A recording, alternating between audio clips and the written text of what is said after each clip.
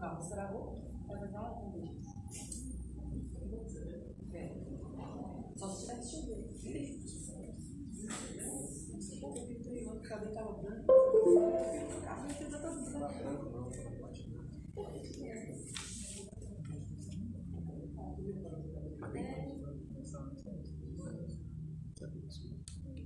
Aí depois que trava, vai ter que começar outra.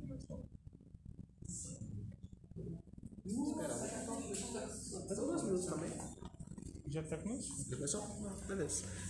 Aí, se não tiver acabado até as 9, vai ser bem. Joy. Aqui? Uns 40 minutos. Então, sessão de. O que você está pensando? Você faz um negócio, 40 minutos assim, e a gente abre uns 10 minutos para. Tá bom. Não precisa ficar preso. Tá bom, até 5 horas. Beleza. Uma casa no vale.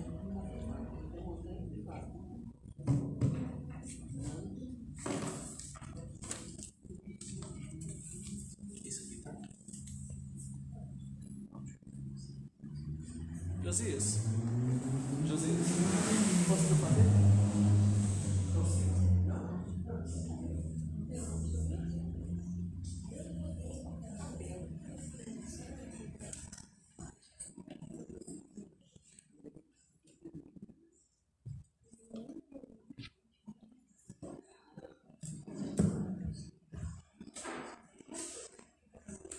Meus irmãos, boa noite. De acordo com o meu relógio lá de Brasília, são as 20 horas. Eu queria te convidar a ficar de pé, já que você vai ficar sentado por muito tempo, e abrir sua Bíblia comigo lá em Deuteronômio. Nós aprendemos aqui já várias vezes que Deutero quer dizer segundo ou segunda, né? O nome vem de lei, então é a repetição, é a segunda forma da lei. Deuteronômio capítulo 6, versículos 1 até o 7. Tem muito a ver com o tema que a gente vai tratar hoje. Deuteronômio, capítulo 6, versículos 1 até o 7. Deixa o meuzinho para se vocês os pares, por gentileza. Assim você fica mais acordado e atento. 6 do 1 ao 7. Deus ímpares, vocês os pares. Estes, pois, são os mandamentos, os estatutos e os juízos que mandou o Senhor, teu Deus, se te ensinassem, para que os cumprisses na terra que passas para a possuir. Para que temas ao Senhor, teu Deus, e guardes todos os seus estatutos e mandamentos que eu te ordeno, tu e teu filho e o filho do teu filho, todos os dias da tua vida, e que teus dias sejam prolongados. Ouve, pois, ó Israel, e atenta em cumprires, para que bem te suceda, e muito te multipliques na terra que mana leite e mel, como te disse o Senhor, Deus de teus pais. Todos juntos. Ouve, Israel, o Senhor nosso Deus é o único Senhor. Amarás, pois, o Senhor teu Deus de todo o teu coração, de toda a tua alma, de toda a tua força. Essas palavras que hoje te ordeno estarão no teu coração. As inculcarás a teus filhos, e delas falarás, assentado em tua casa, e andando pelo caminho, e ao deitar-te, e ao levantar-te. E quando você coloca essas coisas em prática, e quando você ensina o caminho e no caminho que se deve andar, e mesmo assim, em algum momento, os nossos filhos não querem mais a Deus. Então, esse é o tema que a gente vai tratar essa noite. Senhor, nós clamamos para que o Teu Espírito Santo, que é Deus, venha nos iluminar essa noite. Nós precisamos ser alimentados pela Tua Palavra, procurar refúgio nela e encontrar resposta para os problemas cotidianos da nossa vida. A Tua Palavra é verdade, ela tem vida, ela consegue penetrar na nossa alma e discernir coisas profundas que nem a gente consegue. Nos ajuda essa noite, Pai, a entender qual é a Tua vontade nisso tudo, na complexidade da vida, da criação de filhos e principalmente daqueles que estão distantes do Senhor. Sejam nossos próprios, seja de alguém que a gente conheça, que a gente possa sair essa noite com ferramentas bíblicas para lidar com essa circunstância, seja na nossa casa ou fora. É no nome de Jesus que pedimos e clamamos também para que Tu uses o reverendo Juliano para que ele possa ser boca de Deus, fiel à tua palavra e ao mesmo tempo claro e didático para que a gente possa absorver o máximo. No nome de Jesus, amém. Pode se sentar no seu lugar?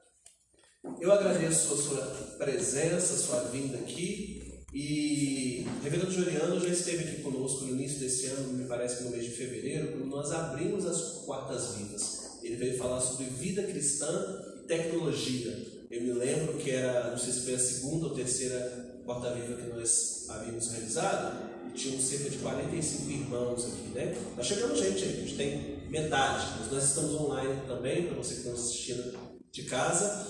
E hoje ele vai falar sobre quando os filhos não querem mais a Deus. Então ele vai lecionar a palestra sobre esse tema. Eu suponho que ele vai disponibilizar também o slide, você pode ter acesso depois ele comigo se você quiser. E no final você pode guardar as suas dúvidas. A gente vai ter um momento de perguntas e respostas também aqui, que eu acho que é muito importante, tá? Reverendo, que Deus o use, um grande amigo, que a gente possa ser edificado.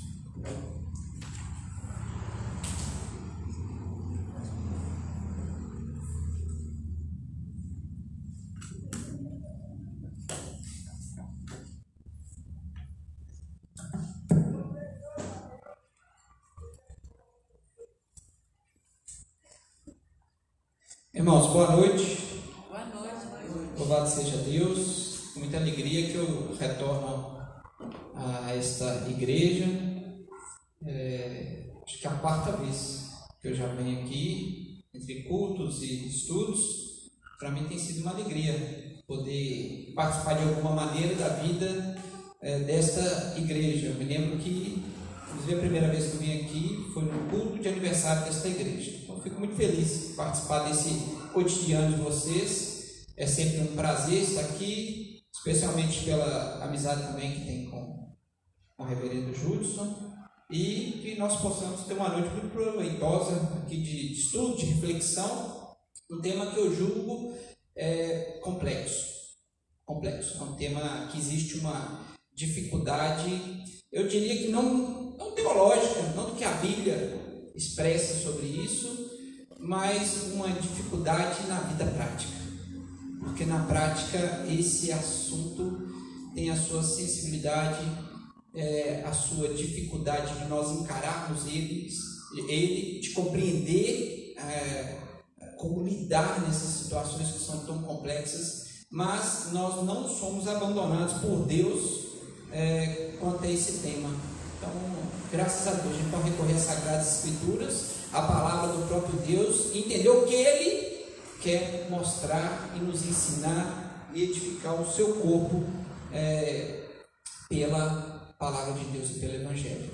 Então, vamos orar, pedindo a Deus a orientação dele, para que tenhamos realmente uma noite proveitosa. Deus, obrigado, Pai, pela oportunidade de nós estarmos aqui nesta igreja, junto com os nossos irmãos, para discutir temas concernentes ao Teu reino, temas que são complexos, Deus, difícil para a nossa vida humana, para o nosso entendimento, para os nossos relacionamentos familiares.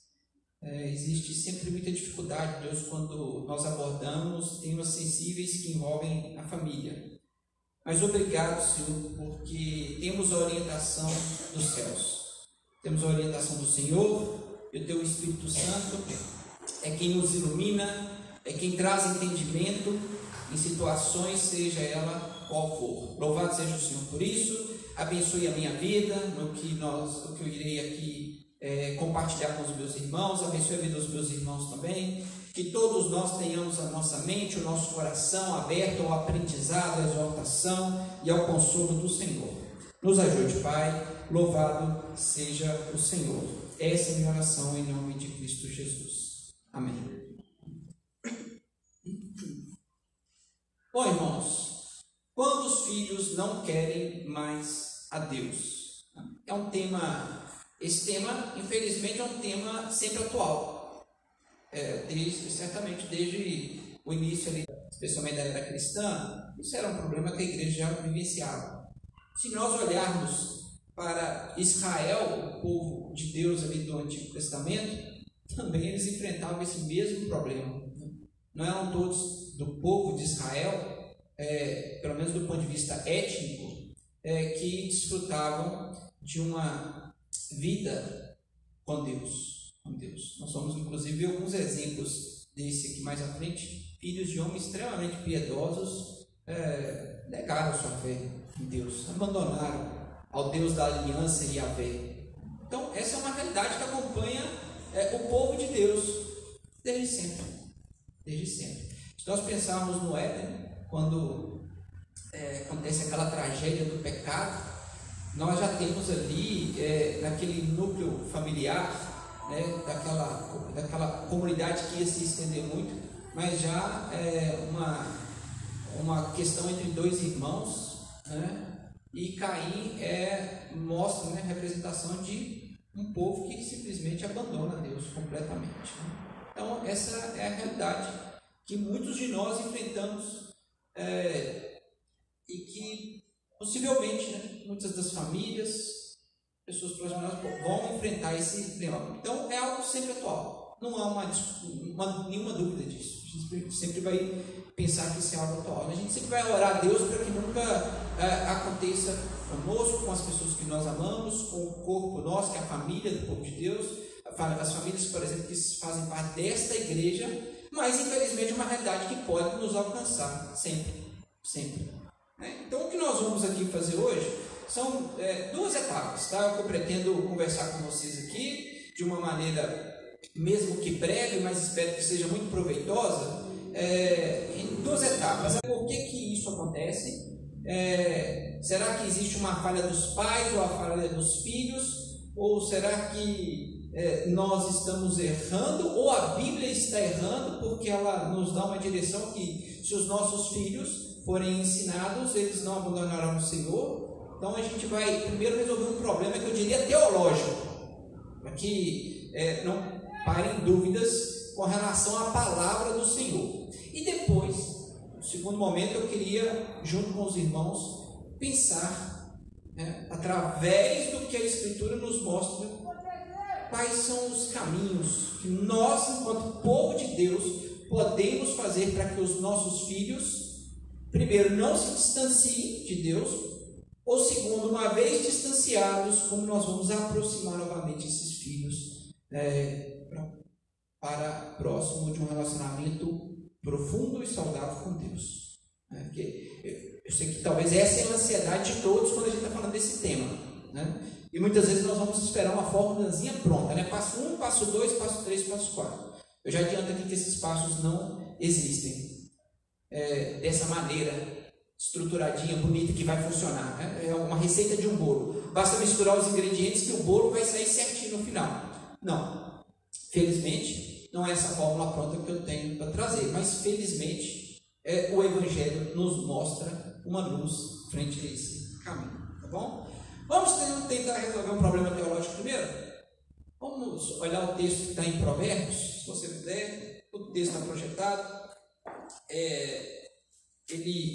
Esse versículo, né, ele sempre vem às nossas mentes quando nós estamos falando sobre a educação dos nossos filhos, como educar os nossos filhos nos caminhos do Senhor, como fazer com que eles estejam sempre próximos de um relacionamento saudável com Deus. E sempre vem à nossa mente Provérbios 22, versículo 6, que fala assim: ensina a criança no caminho em que deve andar, e ainda quando for velho não se desviará dele.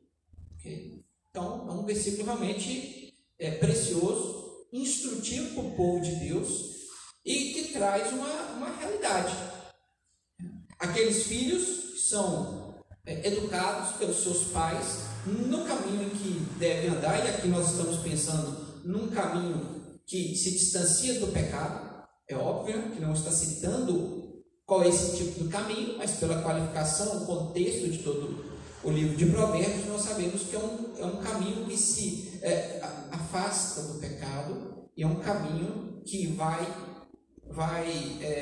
externar princípios que o nosso Deus deseja que nós andemos nele. Então, esse é o contexto desse versículo. Mas, qual que é o grande problema? e aí lembrando, né, esse primeiro bloco nós vamos tentar resolver esse problema teológico. Que muitas pessoas veem esse versículo e nós mesmos olhamos para a nossa realidade, pessoas próximas de nós, pessoas que se esforçaram na sua vida em ensinar os filhos desde pequenininho, caminho com os filhos, tem um culto doméstico em casa bonitinho, traz os filhos para a casa de Deus, está ali, escola dominical, domingo a domingo com os filhos, esses filhos crescem, esses filhos estão ali sendo ensinados agora, crianças um pouco mais maduras, pré-adolescentes, continuam na igreja sendo educadas, elas estão absorvendo a palavra de Deus, ouvindo a palavra de Deus, domingo após domingo, sendo educados de maneira cristã, sendo ensinados, sendo pastoreados, não somente pelo pastor da igreja, os presbíteros, outras lideranças, mas também sendo pastoreados dentro das suas casas, e esses filhos abandonam. Essa é uma realidade. Eu não sei você, eu conheço situações como essa. Imagino que, se você já está um tempo na igreja, provavelmente você conhece uma realidade dessa. Aí o que nós podemos pensar? Nós podemos avaliar um versículo como esse: ensina a criança no caminho que deve andar, e ainda quando for velho, não se desviará dele. Aí nós pensamos em situações, a gente fala assim: será que a palavra de Deus errou? Será que ela falhou? Porque parece tão claro o versículo. Não é uma ação que tem um efeito, né? Tem a causa e efeito. Você ensina, o menino anda. Quando ele for mais velho, ele não vai se desviar daquele caminho que foi ensinado. Aqui tem uma questão de contexto que é muito importante, e até a dinâmica do próprio livro de Provérbios, que é importante nós pontuarmos. Poderia sim parecer um erro teológico, um erro da nossa Bíblia, se nós entendermos que esse texto aqui ele tem um caráter de promessa, que é uma promessa. É Deus prometendo. Veja só, ensina o seu filho no caminho que deve andar. Quando ele for velho, não vai desviar. Isso é uma promessa. Aqui é uma promessa que eu dou a vocês. Não só esse versículo, mas como uma boa parte do livro de Provérbios, ele não tem um caráter de promessas. Não é uma promessa que está aqui. Tem esse caráter efetivo de Deus falou, aquilo vai se cumprir. Como em outras situações, em outros textos, em outros contextos, Deus afirma uma promessa e aquela promessa vai se cumprir. Porque Deus, dentro dos seus atributos, ele é imutável. E dentro do que ele estabelece como os propósitos, pelo conselho da sua vontade, aquilo irá se realizar. Inclusive Deus é aquele que tem todo o poder para realizar todos os propósitos do conselho da sua vontade. Todos. Porque ele é poderoso. Então, uma vez quando ele estabelece algo, um propósito, e ele afirma como parte desses propósitos em promessas, aquilo vai se cumprir. Mas nós não podemos olhar para o texto de Provérbios e ver ele como uma promessa. Que não tem uma promessa. É algo que fala assim: façam isso, isso vai ocorrer. Nós temos que pensar em Provérbios com a perspectiva de um autor que ele está vendo a realidade da vida. Ele está vendo as coisas comuns da vida. Ele está vendo, do ponto de vista, a frequência com que essas coisas ocorrem. Ele está olhando para toda uma realidade e ele chega a uma conclusão, como ele vai chegar em várias outras no livro de Provérbios, que parece externar tanta coisa prática, né? O livro de Provérbios é realmente um livro de excelência instrutiva, coisa prática do nosso dia a dia. Mas o que o autor está vendo é que de uma maneira comum, de uma probabilidade muito grande, com uma frequência muitas vezes acima da média, aquele que ensina a criança no caminho que ela deve andar, provavelmente quando essa criança se tornar madura, ela não vai se desviar do caminho. Essa é uma realidade que ele está constatando. Agora, dentro dessa realidade que o autor bíblico está vendo, existem exceções. Existem, infelizmente, aqueles pais que vão instruir com muito cuidado os seus filhos, mas esses filhos, quando forem velhos, podem se desviar do caminho. Pode ocorrer isso. Mesmo uma instrução muito profunda, os filhos abandonarem a sua fé em Deus.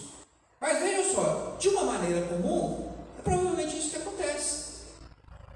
Aqueles que são instruídos no Senhor e crescem, e nós, diante do que nós entendemos das Sagradas Escrituras, né, onde esse pacto da aliança, e os nossos filhos estão incluídos nesse pacto da aliança, é muito provavelmente que os nossos filhos, eles vão colher a bênção dessa aliança e continuarem nos caminhos do Senhor, de uma maneira muito frequente, mas não é uma exatidão. Felizmente não é 100% que vai seguir esse caminho. Então, primeiramente pensemos, não é aqui um contexto de promessa, é uma constatação de uma realidade que é muito provável que aconteça. Ok? Então, por que eu quero trazer esse ponto? Talvez para tirar o peso de muitos pais carregam em achar que, primeiramente, eles olham para esse versículo. Eu estou falando aqui de pais cuidadosos, tá? De pais que são realmente pastores dos seus filhos. De olhar para esse versículo e falar assim: Deus, onde eu errei? Onde eu errei tanto? Porque a sua palavra falou que era fazer isso, que ia acontecer isso. Felizmente, muitos pais veem isso e sentem um peso em achar que erraram, que derraparam, que esse versículo eles achavam que estavam cumprindo, mas não cumpriram. E são pais zelosos que pastorearam, que ensinaram, fizeram o dever de casa enquanto pais de maneira adequada. E muitos pais sofrem com esse jugo pesado. Então essa é uma primeira questão que eu queria abordar. Que muitos pais não deveriam sofrer, e nós, enquanto povo de Deus, inclusive, não deveríamos ser acusadores de pais que, infelizmente, seus filhos se desviam do caminho do Senhor. Porque muito possivelmente houve um zelo. Se você me perguntar, eu que sou pai, e tento ser zeloso na criação dos meus filhos, eu erro? Com certeza. Se eu tenho uma dúvida na criação dos meus filhos, é que eu tenho errado em alguma coisa. Eu não tenho dúvida nenhuma. Eu vou errar. Né? A gente não vai conseguir ser perfeito nessa educação. Nós vamos nos esforçar em ser mais zelosos possíveis. Mas não é o fato de errar de maneira pontual, que agora eu vou olhar para esse versículo e falar assim: não, a palavra de Deus está certa, ela está certa, eu que errei em algum momento. Não, existem pais que são zelosos, ensinaram seus filhos uma educação cristã profunda, sincera, muito proveitosa para as crianças. Seus filhos, eles cresceram mesmo assim, eles abandonaram o Evangelho. E eles deveriam, em certo sentido, não ter esse peso em achar que erraram deliberadamente na criação dos seus filhos. Eu, infelizmente, conheço pais assim. Pais que olham assim, falam assim: eu errei. Tenho certeza que eu errei. Eu tenho certeza que eu poderia ter feito mais. Todo mundo poderia ter feito mais, né? Eu já tenho, meu filho mais velho está com 3 anos. Eu poderia ter feito muito mais para ele nesses 3 anos. Imagina quando ele tiver com 20, eu vou olhar para trás e falar assim: no quanto eu poderia ter feito mais e mais. A gente sempre vai ter essa noção, mas esse é um peso que nós, logicamente, enquanto pais, aqui vai uma mensagem para os pais, devemos nos esforçar ao máximo para esse ensino, né? Para que não haja um sentimento de culpa. Mas nós não devemos também acreditar a nós o peso de uma possibilidade de os filhos não seguirem a nossa fé, porque essa é uma possibilidade que existe. Mas é muito sério, eu realmente vejo pais que sofrem com isso, vejo que sofrem muito com isso, que se cobram, se julgam. Lógico que é um aspecto positivo os pais olharem isso e buscar ainda se aprimorar, mas eu vejo que muitas vezes há um exagero de pais, inclusive, entrarem num estado, eu não diria de depressão, mas ficarem extremamente deprimidos por causa disso. Então, nós podemos estar, infelizmente, de um lado em que os filhos se afastaram e ter essa consciência que é uma probabilidade real, por mais que a gente se esforce na educação deles. E de um outro lado, quando nós estamos próximos de pessoas que estão vencendo isso, nós nunca podemos ter uma posição de acusação, porque possivelmente muitos pais foram zelosos e mesmo assim os filhos se desviaram. Quando eu olho para esse versículo, eu olho para essa imagem e vejo tento usar essa imagem para trazer um pouco da ideia desse versículo. Qual que é a estrada que é mais fácil da gente andar? Deixa eu ver como que está aqui. A estrada da esquerda ou a estrada da direita? Da esquerda, certamente, né? Porque olha para você ver. A esquerda nós temos ali, primeiro, um asfalto, né? Já é uma estrada lisa. Essa estrada agora está sinalizada, viu? Só tem as faixas divididas. É uma estrada que existe e tem acostamento. Então, há uma sinalização muito boa, né? E o que nós temos ali, ao extremo dos acostamentos, são guarda-reios, né? São limites da estrada, né? Limites físicos, porque o que está ali no asfalto é uma sinalização. Você pode passar ali, você está andando, você pode pisar em cima da linha, mas os guarda-reios são limites que existem nas estradas, inclusive para o impedimento físico, para que aquela pessoa não saia da estrada, né? Agora veja a outra estrada, é uma estrada de terra que não tem sinalização nenhuma. A marcação que a gente está vendo, que a gente reconhece que aquilo é uma estrada, possivelmente de tantos carros passarem ali, aí não nasce vegetação naquilo ali, mas onde a roda do carro não passa, nasce vegetação. A gente tem ali umas árvores, o negócio é muito mal sinalizado, não tem divisão de faixa e vira aquela bagunça, né? Eu já andei muito na estrada de terra mesmo, a gente sabe que de dia é difícil, à noite é um caos andar na estrada de terra. Mas vejam só, certamente, como vocês falaram, a estrada da esquerda é muito mais fácil.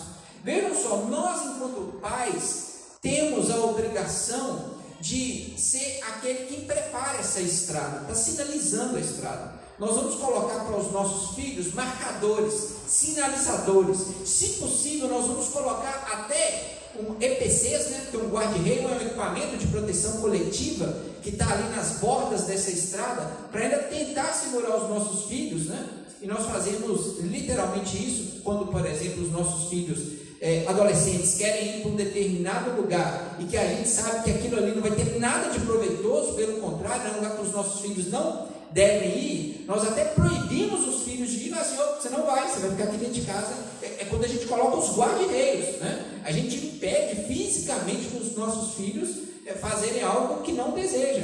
Essa é uma estrada que nós vamos pavimentando enquanto pais. Felizmente existem pais que deixam a estrada para os filhos quando está do outro lado mesmo, sem sinalização, né? Sem nenhuma direção, tudo meio obscuro, né? Mas nós somos devemos ser aqueles pais que, obedientes à palavra de Deus, nós colocamos marcadores para os nossos filhos, para que eles possam caminhar. Quem vai andar no caminho são os nossos filhos, não somos nós, mas nós devemos aqueles que se esforçam em sinalizar a estrada, porque os nossos filhos vão cair naquela estrada, agora eles vão andar naquela estrada. Nós temos todas as possíveis. É muito mais fácil ele andar na estrada da esquerda. É muito mais fácil ele não errar a curva na estrada da esquerda. Isso é muito mais provável. Agora eu faço uma pergunta: é possível um veículo que transita na estrada da esquerda perder a direção e sair fora da curva? Não é possível. É possível. Não sei quem já pegou a estrada para São Paulo aqui, a BR-3815 de São Paulo, que é uma excelente estrada. Vira e mexe, a gente ainda vê acidentes naquela estrada. Estrada extremamente bem sinalizada, extremamente segura. Ainda existem aqueles que querem passar no meio da mureta, ou querem sair fora da curva. Então é possível. É possível que ainda, diante de tantas sinalizações, que os nossos filhos fujam da estrada. Tem um texto, que é o de 1 Samuel, capítulo 8, versículos 1 a 5, que diz assim: tendo Samuel envelhecido, constituiu seus filhos por juízes sobre Israel. O primogênito chamava-se Joel, e o segundo Abias, e foram juízes em Berseba. Porém, seus filhos não andaram pelos caminhos dele, antes se inclinaram à avareza, e aceitaram subornos, e perverteram o direito. Então os anciãos de todos de Israel se congregaram e vieram a Samuel e a Ramá. E lhe disseram: vê, já estás velho, e teus filhos não andam pelos teus caminhos. Constitui-nos, pois, agora o rei sobre nós, para que nos governe como o tem todas as nações.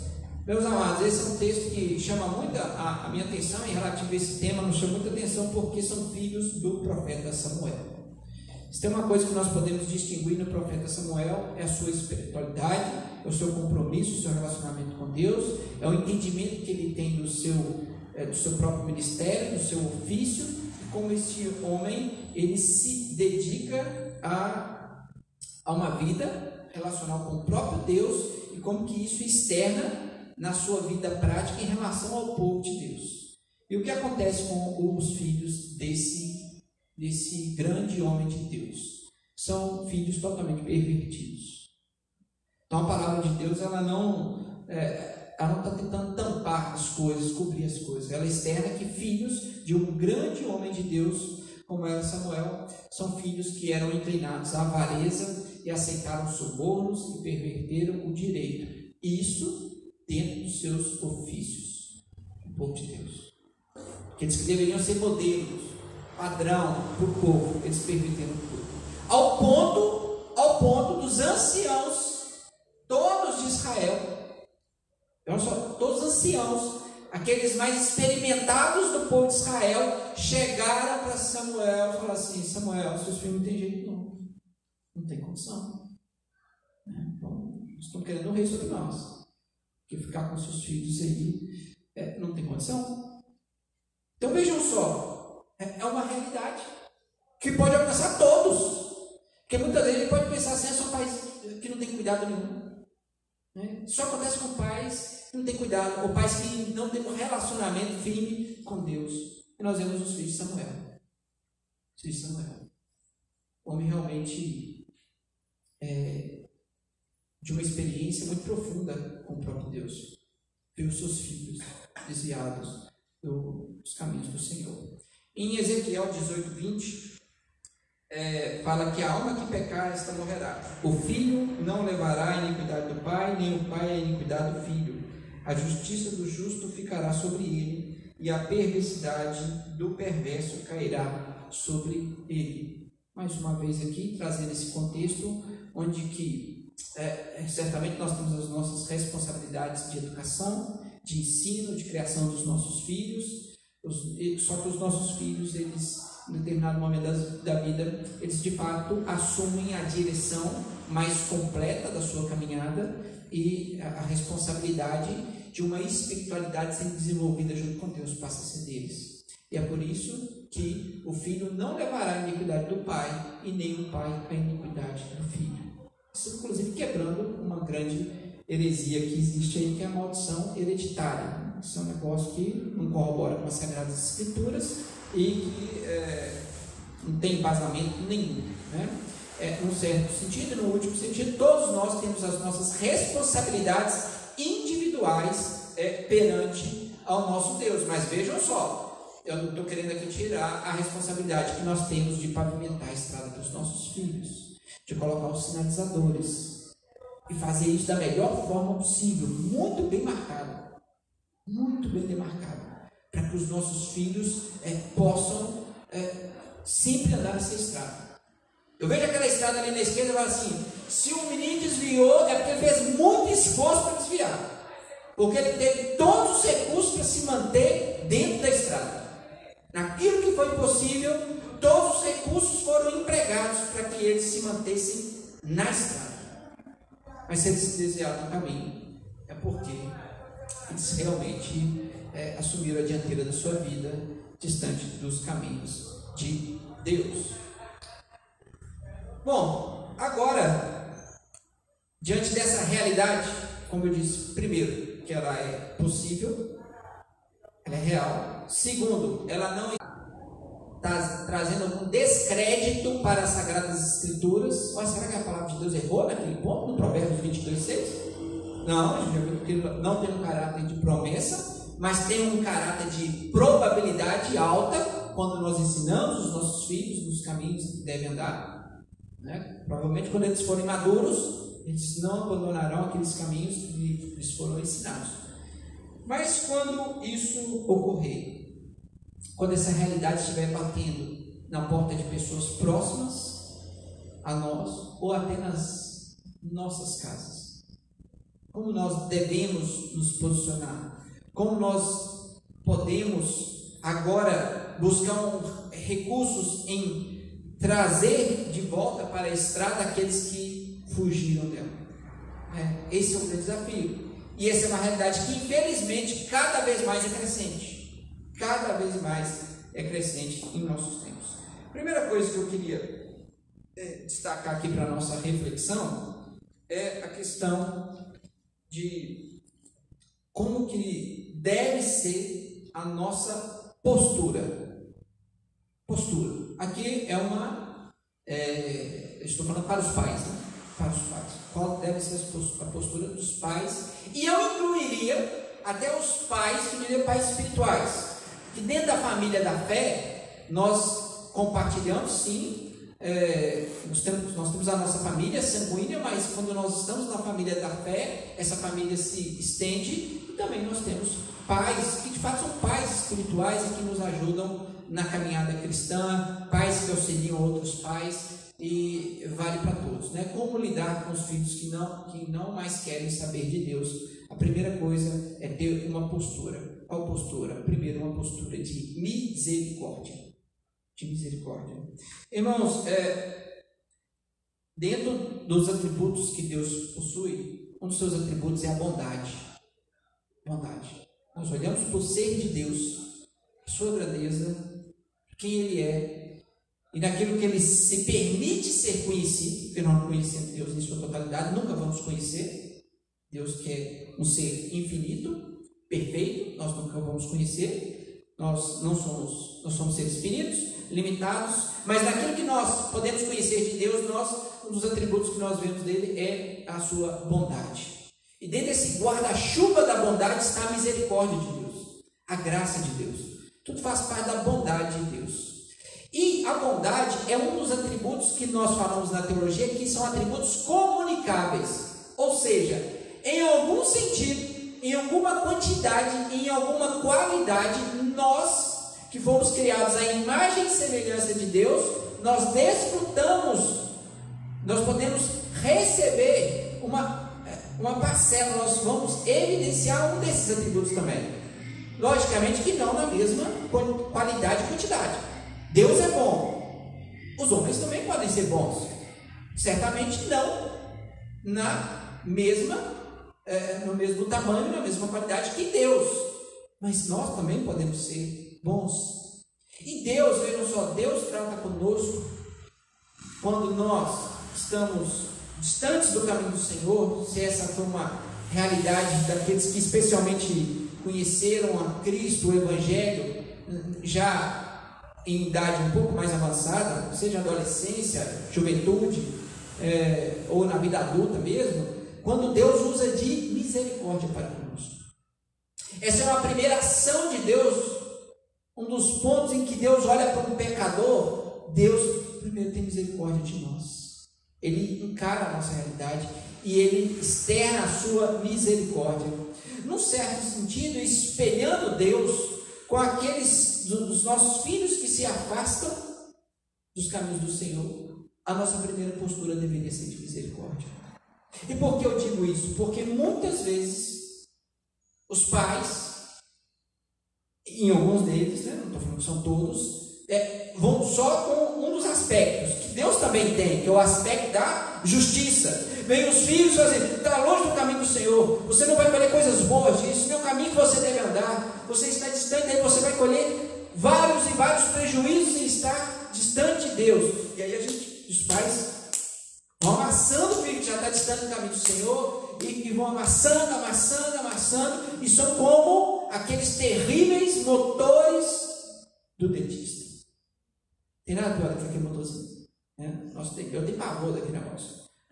E muitos pais são assim com os filhos que se desviaram, verdadeiros motorzinhos de dentista, o tempo todo, mas no sentido de julgar e não desfrutam da misericórdia. Irmãos, essa deve ser a primeira postura nossa. Os nossos filhos distantes do Senhor, eles devem esperar de nós, na verdade eles não esperam, Mas eles deveriam olhar de nós um olhar de misericórdia. É assim que nós devemos olhar para os nossos filhos. Reconhecendo qual é a realidade de fato de um homem que está distante de Deus, um homem ou uma mulher. Porque nós sabemos, pelas Sagradas Escrituras, e muitos de nós vivenciamos essa realidade de uma maneira muito real, muito prática. A realidade de um homem distante dos caminhos do Senhor é de tragédia, é de morte, é de algo que cheira mal. Então, diante disso, aquelas pessoas que nós amamos, porque são pessoas que desfrutam do mesmo sangue que nós, deve ser um olhar de misericórdia, primeiramente. Porque foi esse olhar que Deus teve conosco. Deus nos olhou com misericórdia. Ele viu pessoas mortas e Ele deu vida a essas pessoas mortas.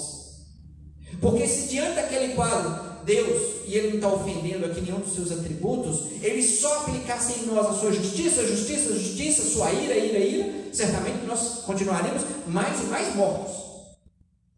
Mas Deus, Ele olha para nós com misericórdia. Ele está abandonando sua justiça.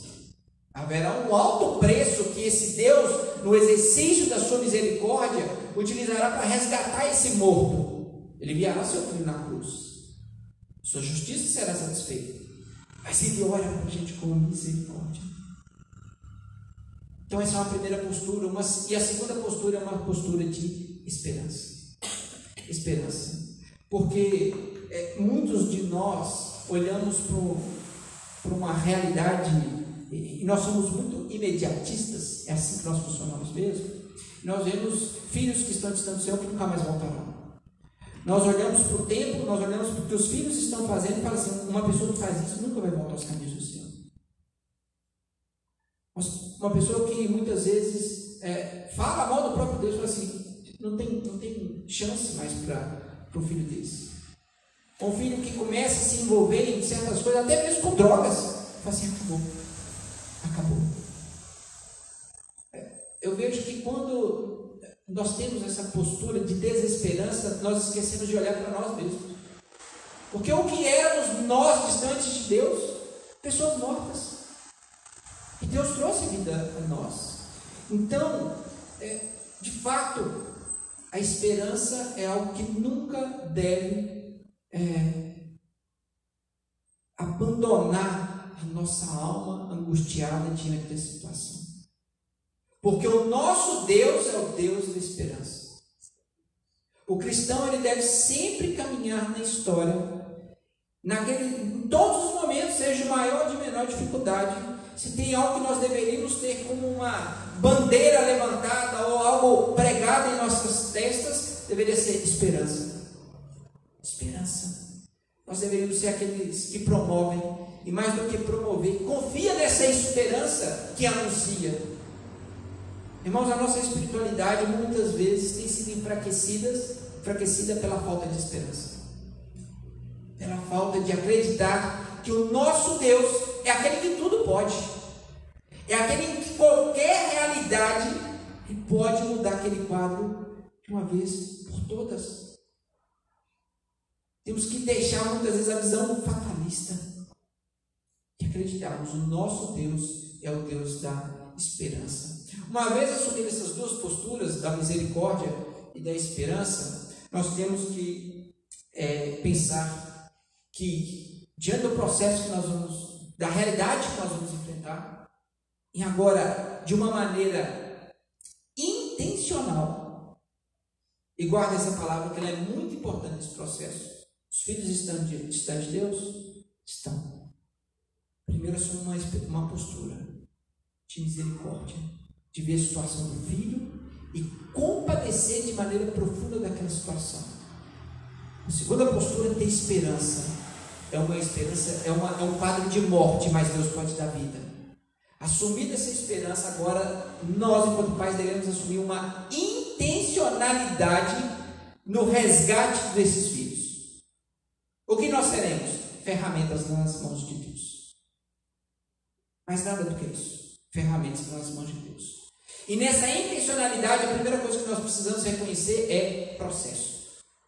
Reconhecer que existirá um processo. E quanto tempo dura esse processo? Eu não sei. É 1 ano, 2 anos, 6 meses, 10, 15 anos? Eu não sei. Eu não sei. Eu conheço casos, como eu tive o prazer de participar do conselho quando eu era presbítero, junto com um presbítero de cabelos muito brancos, que era o presbítero Altino, que ele orou mais de 20 anos pela conversão da esposa dele. Inclusive é um caso muito raro, né? Porque geralmente a gente sabe das mulheres que oram pelas conversões dos maridos. Eu conheci um homem que orou por mais de 20 anos para a esposa dele se converter. E eu conheci essa senhora que se converteu. Formava um belo casal de idosos, crentes indo para a igreja. Mas o que um presbítero Altino, que era muito simples, não sabia, talvez, não sabe nem falar o que é um processo, mas ele entendeu o processo. Ele sabe que existe um caminho que pode ser longo, que é algo que pode ser uma dose diária a cada dia, mas ele nunca desistiu do processo, porque ele orou 20 anos. São pessoas que entendem que pode existir sim uma duração grande. E inclusive pais, e talvez nós conheçamos também essas realidades, que pais vão orar a vida inteira para que os filhos voltem e não verão seus filhos retornando. Mas muitas vezes depois da morte desses pais, 5, 8, 10 anos depois, o que acontece? Esses filhos voltam para os caminhos do Senhor. É um processo. E existem pessoas que no processo de regeneração das suas vidas acontece em minutos. As pessoas viram a chave e novamente estão entregues aos caminhos do Senhor. Existem pessoas que têm um processo. Portanto, meus amados, sede firmes, inabaláveis e sempre abundantes na obra do Senhor, sabendo que no Senhor o vosso trabalho não é vão. 1 Coríntios 15, 58. Vai ter um caminho a percorrer, e esse caminho vai ter que ser de doses diárias, semanais, e que a gente tem que entender, acabar com essa cultura imediatista nossa, saber que o tempo de Deus de fato não é o nosso tempo, e Deus pode querer fazer um processo muito longo e às vezes até doloroso, para que esses filhos retornem para o caminho dele. E nesses caminhos que podem ser longos e dolorosos, a nossa postura tem que ser de esperança. Porque você imagina, irmãos, como eu falei o caso do presbítero Altino aqui, realmente para mim é um desafio. Porque veja só, se a gente orar 2 anos por uma mesma causa, essa causa não concretiza, a gente já larga o barco para lá. Assim, eu não vou orar por isso não. 2 anos é 24 meses em oração. Agora você imagina 20 anos, são mais de 240 meses. É muita coisa, meus irmãos. São mais de 1000 semanas. Muitas vezes o que nos falta é esperança. Então, na intencionalidade do resgate aos nossos filhos, nós temos que entender, há um processo. Que a gente não sabe se é de curto ou longo, mas há um processo. E a palavra de Deus, como aqui o apóstolo Paulo nos traz, o nosso trabalho em Deus não é vão. E que a postura do crente deve ser uma postura firme, inabalável, sempre abundante na obra do Senhor. Nosso trabalho não é em vão em Deus. Nunca é, Deus. Nunca é. Agora imagine, especialmente na obra de resgatar os nossos filhos. Não é em vão. Por mais que seja prolongado, mas ele é algo que nós estamos investindo no reino de Deus. Uma segunda coisa é reconhecer a nossa incapacidade. O problema é que muitos pais querem converter os seus filhos na marra, na força. Querem que os filhos alcancem a regeneração, sejam tocados pelo Espírito do Senhor, assim como uma dose de injeção. A primeira coisa que nós temos que entender também nesse processo é que a salvação pertence a Deus. Jonas 2, versículo 9, a parte B desse versículo fala que ao Senhor pertence a salvação. Quem somos nós, irmãos, para de alguma forma compartilhar a nossa salvação como se fosse tirar um pedaço de nós e dar aos nossos filhos? E entregar para esses filhos e amarrar neles e falar assim, agora você está salvo. Irmãos, nesse processo, uma coisa que deve sempre estar claro em nossas mentes é que o Senhor pertence à salvação. No tempo dele, da forma dele, forma que ele pensar, mas que nesse processo que nós estamos reconhecendo, que nós temos uma maneira de intencional, eu vou realizar algumas atitudes para que meu filho conheça o Evangelho, para que meu filho possa novamente agora entender a realidade dele e ir para os caminhos do Senhor, tem que saber que nesse processo a salvação pertence a Deus. Não cabe a mim, não cabe a um pai, não cabe a uma mãe, cabe ao Senhor. Essa é uma prerrogativa de Deus, não é uma prerrogativa dos pais. Ao Senhor pertence a salvação. Então é isso que nós temos que entender. É um caminho longo. Dentro desse caminho, nós somos os menos capazes. Nós somos, na verdade, totalmente incapazes de trazer a salvação. Ora, mas por que você está falando isso? Você está me animando ou você está me desanimando? Na verdade, eu quero te animar. Eu quero primeiro que você reconheça que não tem capacidade nenhuma. É a primeira coisa. Porque muitos pais se acham capazes de trazer os seus filhos para os caminhos do Senhor. E uma das coisas que nós temos que tirar das nossas mentes é que realmente nós não somos capazes. E é no reconhecimento dessa incapacidade que nós vamos, agora sim, com uma postura adequada, dentro desse processo, onde que eu sou totalmente incapaz, eu vou inundar esse processo do Evangelho do Senhor. Sabe qual é o problema? Muitas vezes, como eu até falei, muitas vezes os pais entram com uma posição muito de juízes dentro de uma situação de filhos que se afastaram. Irmãos, o que nós temos que... E muitas vezes, dentro dessa situação, pouco se evangeliza os filhos. Pouco se evangeliza. Irmãos, talvez um dos maiores problemas que nós colhemos de filhos que nascem no contexto da aliança e se afastam dos caminhos do Senhor é porque talvez nós estamos deixando de pregar o Evangelho. Nós estamos deixando de anunciar o Evangelho para os nossos filhos. Nós estamos deixando de pregar o Evangelho muitas vezes para nós mesmos. Tem um livro muito interessante falando o que fizeram do Evangelho. Esse livro faz uma crítica a nós, pastores, falando que o Evangelho está sendo deixado de pregar nos púlpitos.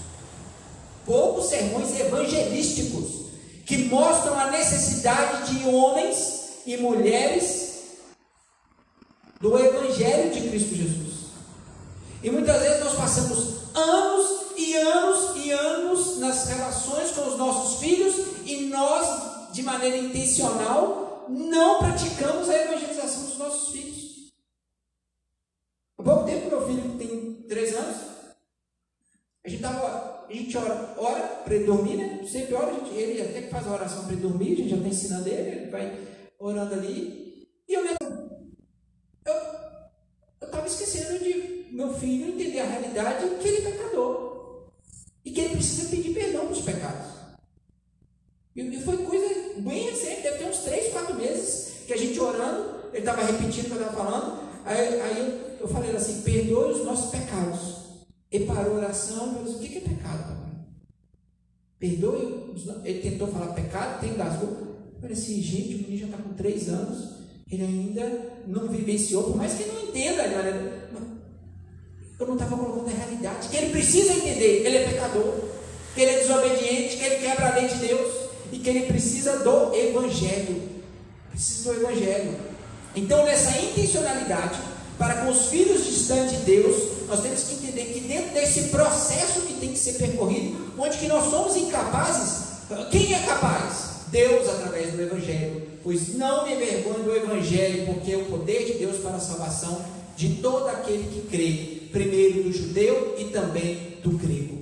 Irmãos, nós precisamos evangelizar os filhos que estão distantes de Deus. Nós precisamos mostrar para eles a realidade de pecado, para trazer a realidade de salvação.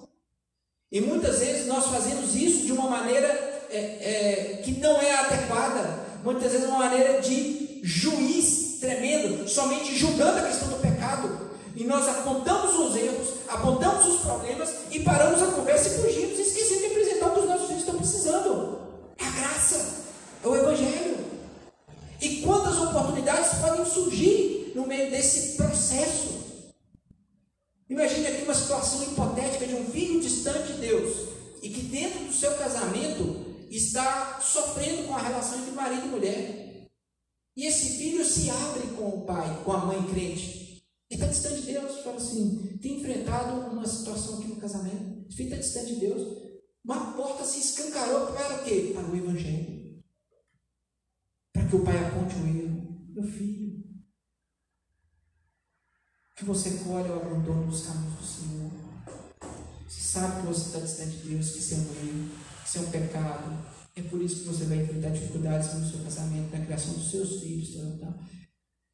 Mas não fica só nisso. Volte aos caminhos de Deus. Ele é quem nos dá sabedoria para enfrentar essas situações. É Ele quem nos livra desse mal que nós mesmo produzimos, que é o nosso pecado. Temos que apresentar o Evangelho. O Evangelho parece algo óbvio, mas é algo que não é presente na realidade das nossas vidas. E muitas vezes de filhos que ainda estão conosco no caminho do Senhor, nós não evangelizamos os nossos filhos. Esquecemos de mostrar uma realidade diária para eles. Somos pecadores, precisamos da graça do Senhor Jesus Cristo.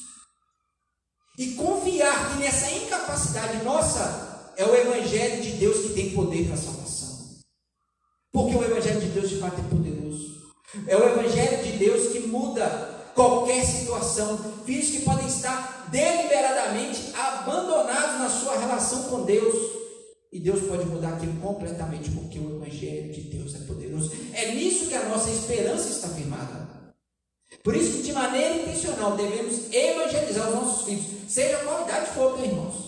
Ah, mas esse menino ficou na escola dominical durante 20 anos, está afastado dos caminhos do Senhor, mas sabe qual que é a realidade? Muitas vezes essa é uma postura. Eu nem falo mais, precisa falar, meus irmãos. A gente precisa evangelizar o tempo todo, porque nós precisamos do Evangelho. Todos nós precisamos do Evangelho diariamente. Então nós não podemos abandonar essa realidade. E por fim, último ponto, oração. E esse aqui todo mundo sabe, a gente precisa orar, porque a gente precisa orar mesmo. Vejam só, o reconhecimento da nossa incapacidade e reconhecendo que é o Evangelho de Deus que é poderoso para trazer a salvação, o que nós devemos fazer é orar. Nesse processo, a oração é aquela ferramenta que Deus nos dá para que de fato nós descansemos nele. Para que Deus realize a obra que Ele deseja, que Ele coloca como seus propósitos, para que nós tenhamos cada vez mais sabedoria, inclusive nas nossas atitudes. A oração é essa ferramenta que também ela é instrutiva para nós. E orar uns pelos outros para seres curados. Muito pode possuir eficácia a súplica do justo. Nós nunca devemos abandonar a ferramenta que parece muito óbvia, mas que muitas vezes nós abandonamos ela também. A oração. A oração. Oremos pelos nossos filhos, oremos pelos desafios que eles enfrentam. Tempos difíceis, com filosofias sutis, que tentam arrancar os nossos filhos dos caminhos do Senhor. Mas devemos orar.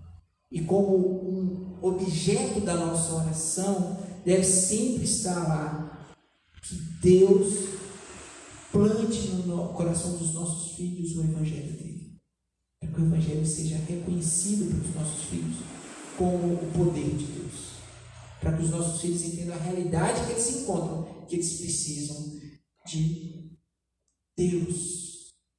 Irmãos, nós não abandonemos isso. Tenhamos misericórdia, tenhamos esperança, reconheçamos que há um processo e que nesse processo nós somos os mais incapazes. Nós não temos capacidade nenhuma de trazer os nossos filhos à salvação, mas é Deus que traz e é Ele que pode trazer a salvação dos nossos filhos. Somente o Evangelho. Evangelize, evangelize, evangelize. Não esqueça disso em nenhum momento. Desde pequeno, os nossos filhos precisam do Evangelho. Até quando nós estivermos adultos, e nós de cabelo branco, evangelizemos os nossos filhos. Todos nós precisamos reconhecer a nossa situação e saber que Deus é o nosso Deus da salvação. Vamos orar? Pai bendito, obrigado pela Tua palavra, por essas palavras que aqui foram lidas da Santa Escritura. Obrigado porque elas são como um bálsamo para as nossas almas. O que nós te pedimos, Deus, é que o Senhor nunca deixe que a esperança se apague no nosso coração. E também, Deus, não nos deixe achar que não existem situações que não possam ser resolvidas. Porque estamos diante de um Deus que pode sim realizar todas as coisas conforme os teus propósitos. Então nos ajude, Deus, a entender que nós e também os nossos filhos precisam do Evangelho de Cristo Jesus. Não nos deixe desviar, Deus, desse objetivo de sermos os principais evangelizadores dos nossos filhos. Não cabe ao pastor, não cabe ao presbítero, ao diácono. Eles podem corroborar, mas cabe a nós evangelizar os nossos filhos. Que o Evangelho do Senhor chegue, Deus, ao mais profundo da alma deles, para que haja, Deus, sim, uma regeneração completa, para que eles possam estar, Deus, sempre atentos à Tua palavra. Se alguém aqui, alguém desta igreja, desfruta dessa situação tão difícil, Deus, tem essa realidade, o que nós te pedimos é que o Senhor haja com misericórdia, e que o Senhor faça com que caminhos se abram para que o Evangelho do Senhor cheguem a esses que estão distantes dos teus caminhos, Deus. Faça isso por nós, faça isso por nossas famílias, faça isso, Deus, pelo seu povo. É o que eu te peço em nome de Cristo Jesus. Amém. Amém. São 5 minutos. Perguntas? Queria que você falasse onde foi que Davi errou com seus filhos. No caso de Davi, a gente tem um dos pontos, né, desse homem que era segundo o coração de Deus, né, pode-se abstrair da palavra de Deus uma certa negligência de Davi no comportamento, no cuidado com a sua casa. Certamente Davi foi um rei singular para o povo de Israel. Se a gente pensar em reinado, Davi foi um rei exemplar, dedicado, que se esmerou nisso. Ele, em sua devoção, né, ele também era aplicado, mas nós sabemos também das seus erros, seus pecados, especialmente quando ele comete um adultério, né, sendo um fato muito, eu diria, existem pecados e pecados. A gente acha que tem pecadinho e pecado que não tem isso, né? Tem sim, né? Tem pecados que fosse um efeito, especialmente nas nossas vidas, devastador. Esse foi o caso de Davi. Então eu diria que Davi muito possivelmente errou na negligência da educação dos filhos, talvez aplicado demais ao reino, talvez aplicado em outras questões circunstanciais. Uma falta de disciplina? Oi? Faltou disciplina a aplicar aos filhos? Você acha que faltou isso? Sim, inclusive uma atitude dos seus filhos, né, a de rebeldia, poderia externar essa falta de disciplina. Porque muitas das vezes a gente ensina a palavra, ensina o caminho, mostra tudo, prega-se a palavra, ensina, faz tudo doméstico, mas, a minha opinião, se falta disciplina da parte do pai na aplicação aos filhos, ele está colaborando também, mesmo fazendo mostrando a palavra de Deus, ensinando o caminho, pregando o evangelho, mas se falta disciplina, como o próprio Provérbios trata em vários conselhos, né? Se falta disciplina, se você não aplica disciplina ao seu filho, na minha opinião, humilde, eu acho que o pai está colaborando, sim, no afastamento do filho. Claro que ele não tem poder sobre nada, não tem poder sobre nada, como você já disse. Não temos controle sobre nada, podemos fazer, até aplicar a disciplina, podemos até pregar a palavra, fazer tudo isso certo, mesmo aplicando a disciplina, e o filho ainda se afastar de Deus. Não está nas nossas mãos.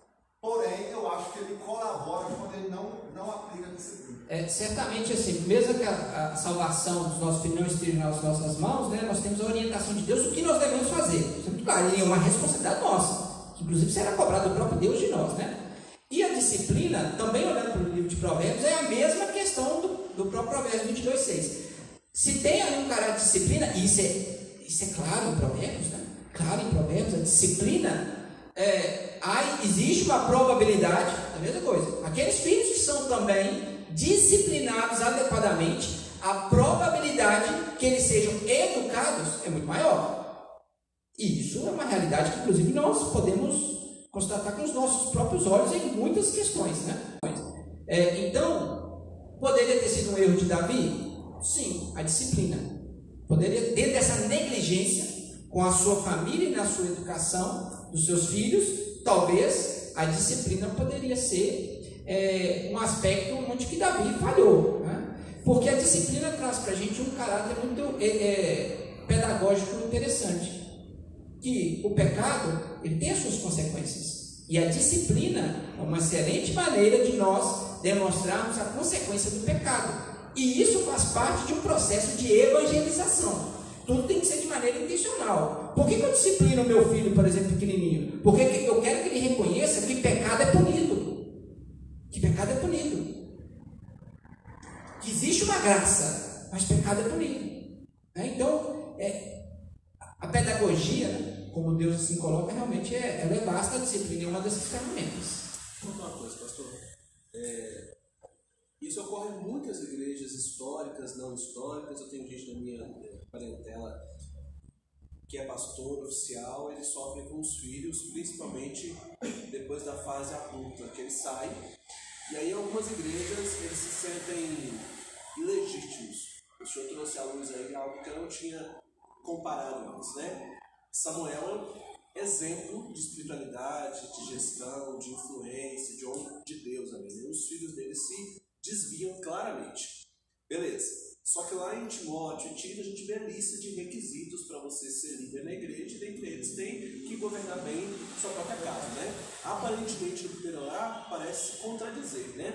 Na prática, você tem um diácono da igreja, um presbítero, um pastor da igreja, eu conheço vários pastores, inclusive assim, e o filho dele na fase adulta se desvia, né? Isso na sua leitura, interpretação nesse tema aí, o desqualificaria? Não, nesse ponto, que é muito interessante, para mim não há uma desqualificação do pastor, porque ali a qualificação é governar bem a própria casa.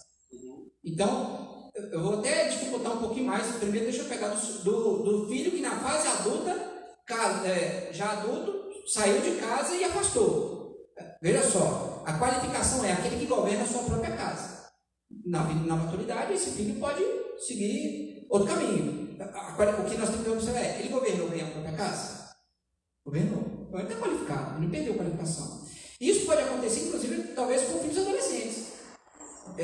De pais que governam bem a casa, são dedicados, é um pai que não é negligente, está presente, mas ainda assim há uma rebeldia extrema do seu filho. Pode acontecer? Pode. Para mim ainda não desqualificou. Acho que o que desqualifica é um líder, um pastor, um presbítero, que realmente não exerce governo nenhum na sua casa, não tem preocupação, não tem um zelo com a casa, esse não está qualificado. A negligência seria esse fator para desqualificá-lo. A questão é o governo, né?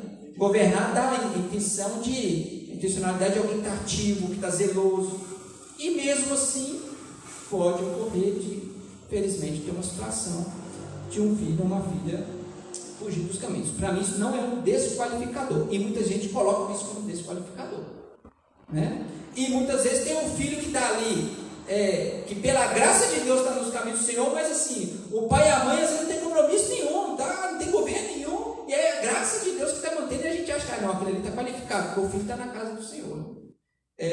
Logicamente, é sempre uma situação difícil de a gente reconhecer, mas eu não desqualificaria. Entendi esse ponto. Última pergunta? Vou fazer uma observação.